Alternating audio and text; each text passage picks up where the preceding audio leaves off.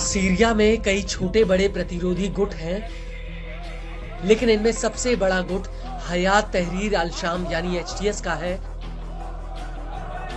और 8 दिसंबर 2024 को एचटीएस की अगुवाई में ही सीरिया में 50 सालों के बाद असद परिवार की सत्ता का अंत हो गया और यहीं से सीरिया के लोग एक नई आजादी के जश्न में डूब गए। लेकिन उस वक्त कई एक्सपर्ट्स ने यह चिंता जाहिर की थी कि सीरिया के दूसरे प्रतिरोधी गुटों के साथ एचटीएस का तालमेल बैठा पाना इतना आसान नहीं होगा, क्योंकि वैचारिक और अपने हितों के हिसाब से इन सभी गुटों के रास्ते अलग अलग हैं।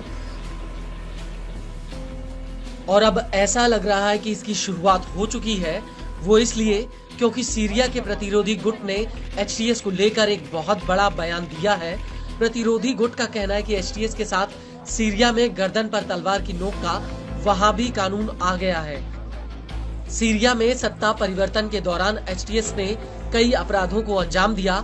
एचटीएस के लड़ाकों ने चोरी, मानवाधिकारों का उल्लंघन, हिंसक दंगे, भ्रष्टाचार, अराजकता, तोड़फोड़ और सार्वजनिक संपत्ति को नष्ट करने समेत कई दुर्भावनापूर्ण काम किए।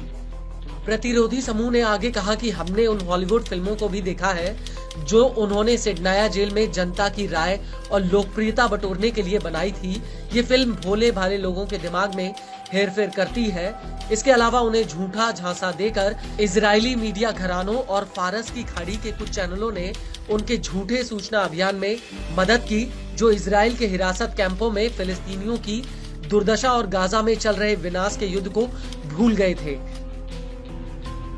प्रतिरोधी समूह ने एचटीएस को लेकर आगे ये भी कहा कि हमें पहले ही दिन से उम्मीद थी कि 12/8 के बाद सीरिया का भविष्य उसके लोगों के लिए अंधकारमय होगा और हमने कहा कि गर्दन पर तलवारों का वहाबी कानून आ गया है।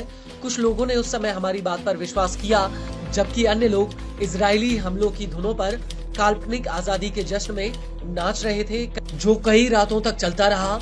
यह पूरी तरह से इजरायली घुसपैठ और सीरिया की क्षेत्रीय अखंडता और राष्ट्रीय संप्रभुता के उल्लंघन से मेल खाता है।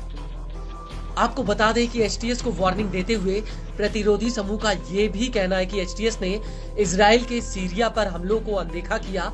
और तो और दमिश्क के नए नवेले गवर्नर माहिर मारवान ने ये तक कह दिया कि सीरिया की नई सरकार को तेल अवीव के साथ कोई समस्या नहीं है।